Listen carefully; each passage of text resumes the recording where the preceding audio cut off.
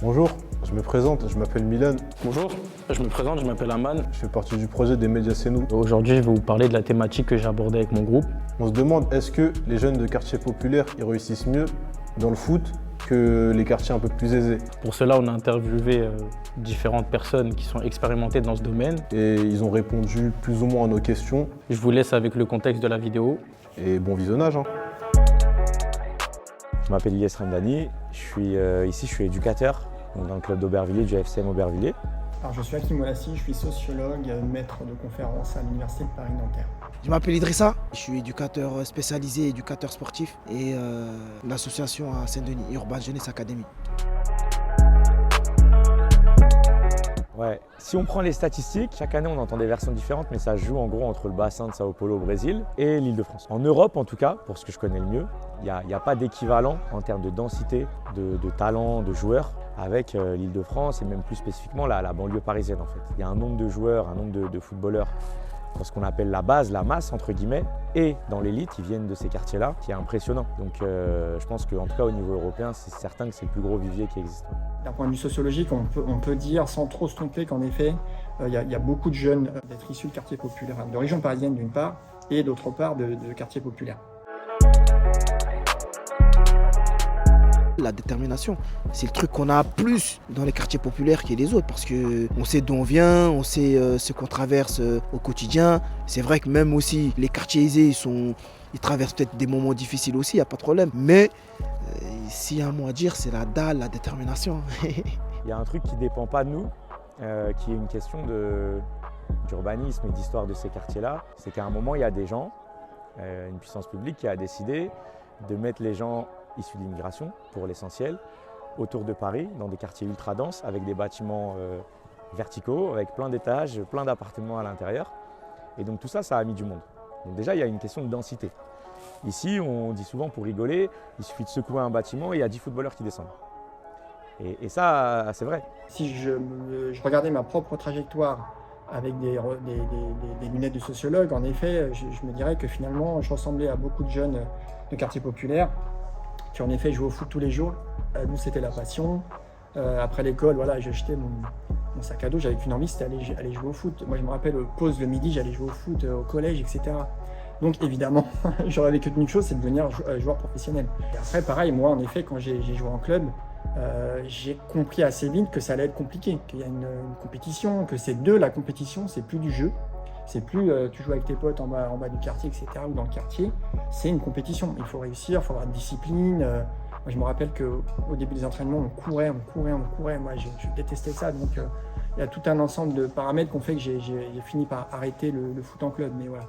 Donc, moi, c'est pas par hasard. Je pense que je travaille sur le sport. En effet, c'est forcément lié à des centres d'intérêt du coup personnels, mais qu'après on transpose dans ce qu'on voit dans la société, etc. La deuxième question sur le vivier, si on se dit les choses, c'est que le fait qu'il y ait beaucoup de joueurs issus de l'immigration et que c'est beaucoup de parties de l'histoire de France qui se croisent ici, d'immigrations différentes qui se croisent, ça fait que ça donne des profils, y compris morphologiques, athlétiques, qui sont différents, et des footballs qui sont différents. Sans essentialiser, c'est pas quelque chose qui est uniquement et qui est héréditaire le foot. Mais quand même, le fait qu'il y ait toutes les immigrations mélangées et une densité de malades, fait qu'il y a déjà une matière première, entre guillemets, qui est footballistiquement impressionnante. Le fait d'avoir des terrains city, comme on dit les city stades, le fait d'en avoir dans chaque quartier, dans chaque coin de rue, dans les banlieues, ça favorise aussi la pratique du football, la pratique du sport, être au quotidien en contact avec le ballon et en contact avec ce sport-là. Et tout ça mélangé, les city stades, la passion du foot, la construction de ces quartiers-là et le travail des petits clubs, fait que c'est voué à rester un des viviers principaux du foot européen encore quelques années, je pense. Les sociologues du sport, ils ont une démarche assez similaire finalement. Ils essayent de comprendre. Alors, il y a plein de sujets possibles. Il y a autant de sujets en sociologie du sport qu'il y a de sociologues du sport. Mais par exemple, des choses assez classiques, c'est les inégalités d'accès à telle ou telle pratique, par exemple. On peut changer de pratique. Je prends l'exemple de la danse, je prends un peu au hasard. Là, même sans être sociologue, on voit bien qu'il y a des inégalités d'accès à la danse classique, par exemple. C'est pas facile d'accéder à ce type de pratique, j'imagine. Je ne veux pas caricaturer, mais quand on habite dans un quartier populaire, par exemple, il n'y a pas forcément une offre de la municipalité en termes associatifs de la pratique de la danse classique. Ça, il y a des statistiques là-dessus, elles ne sont pas nombreuses, mais donc il y a une offre déjà de pratique qui permet en partie seulement d'expliquer les inégalités d'accès à telle ou telle pratique dans tel ou tel territoire. Afin d'entrer plus amplement dans les détails et par les chiffres, nous nous sommes appuyés sur une vidéo de Coach Mamad, un coach sportif réalisant des vidéos sur Internet. Je vous laisse avec la suite. 1 866 702. C'est le nombre de joueurs qui pratiquent le football en France. Uniquement football. Je ne parle pas de futsal, je ne parle pas de foot diversifié ou foot entreprise. Une fois qu'on a ce chiffre, on sait qu'on a à peu près 1400 joueurs professionnels en France. Du coup, je me suis amusé à faire un petit calcul. 1400 divisé par 1 866 702 fois 100, ça nous donne un total de 0,07% de joueurs qui sont professionnels. Il a raison. D'abord, il a raison et c'est même plus important que ça. Ce qui décrit dans la vidéo, ce qui soulève, c'est ce qu'on essaye de mettre comme avertissement principal aux gamins qui sont là et qui ont effectivement ce rêve d'être dans le petit pourcentage. La petite nuance, et ce qui nous rend le travail difficile, c'est qu'en fait ici, il y a plus que 0,07% des gamins qui réussissent. C'est un peu plus que ça. C'est un peu plus que ça et ils ont, même s'ils sont peu nombreux, un certain nombre d'exemples qui font qu'ils considèrent en fait que c'est moins irréaliste que ce qui est décrit dans la vidéo. Nous, on est là pour porter ce discours-là. On est là pour leur dire à quel point c'est dur, à quel point l'école, ils ont plus de chances, on leur dit souvent de devenir statistiquement, médecin, chirurgien, avocat, que footballeur. Et ça, on leur rabâche et on leur répète à quel point le foot, même avec du talent, c'est extrêmement difficile d'en faire son métier. Mais on doit composer avec une réalité, c'est qu'il y a énormément de joueurs professionnels qui viennent de quartiers populaires, qui viennent de banlieues parisiennes, qui viennent du 93, qui viennent d'Aubervilliers et qui viennent du club. Ils ont des exemples, je prends le dernier exemple en date, Warren Zahir Emery, qui vient d'être convoqué en équipe de France à 17 ans, donc le plus jeune joueur depuis des années.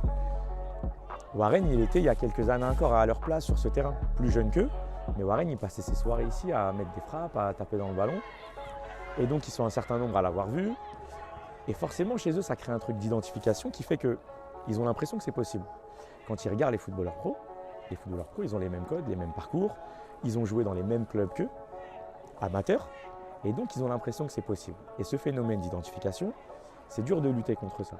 Parce qu'il existe et parce qu'on n'est pas là non plus pour tuer des rêves. Effectivement, les meilleurs garçons ont une petite chance d'en faire leur métier. Donc nous, on est balancé entre l'envie de leur faire croire en leurs rêves et la nécessité d'avoir le mauvais rôle et de leur rappeler à quel point c'est difficile et surtout à quel point il faut construire un projet alternatif au foot. À quel point il faut, à l'école, dans la vie, avoir un projet principal. On leur dit souvent ça. Et ton métier principal et ton cursus scolaire. Garde l'envie et le rêve du foot. Investis-toi dans le foot et tu verras bien après. Ce qui est dur, c'est de leur faire croire dans ce double projet. Mais on y travaille et on met beaucoup de choses en place pour que ça existe. À différentes étapes, il y a une sélection. Il me semble qu'à l'étape de ce qu'on appelle la préformation, donc le système de formation français consiste en plusieurs étapes. Donc avant d'entrer dans un centre de formation, on est sélectionné déjà en préformation. Il me semble que, donc de mémoire, 50% des jeunes qui entrent, déjà il y a une première sélection, mais ceux qui arrivent à entrer en préformation, ensuite il n'y a que 50% d'entre eux qui vont être sélectionnés dans un centre de formation. Déjà il y a déjà un premier écrémage. Ensuite, ceux qui sont en centre de formation et qui veulent devenir professionnels, il y a 20% seulement d'entre eux qui deviennent professionnels. Là c'est encore beaucoup plus drastique. Par exemple, j'ai connaissance de certains travaux aux États-Unis qui tentent à montrer que si on fait un saut et on prend par exemple en effet des jeunes Afro-Américains qui vivent dans un ghetto urbain, ils ont plus de chances de devenir avocats que de devenir joueurs de la NBA. Donc ça c'est une statistique un peu comme ça, mais elle est parlante.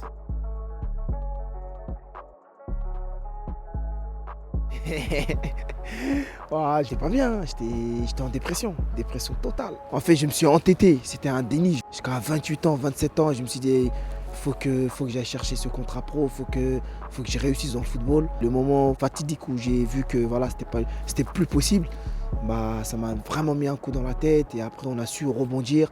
Et c'est pour ça que même il y a eu la création de l'association, l'académie, pour inculquer et transmettre aux jeunes qu'il n'y a pas que le football et que même si demain on ne réussit pas dans le football, on peut suivre d'autres métiers dans le circuit du football. Mais ça a été très difficile, très difficile. Ouais. C'est la préformation, la formation club amateur.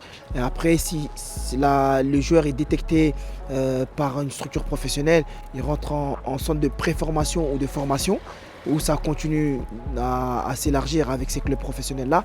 Et après, on te propose différents contrats qui est de la convention jusqu'à professionnel. Convention, aspirant, stagiaire, pro, stagiaire, etc. Et après, il y a le professionnel.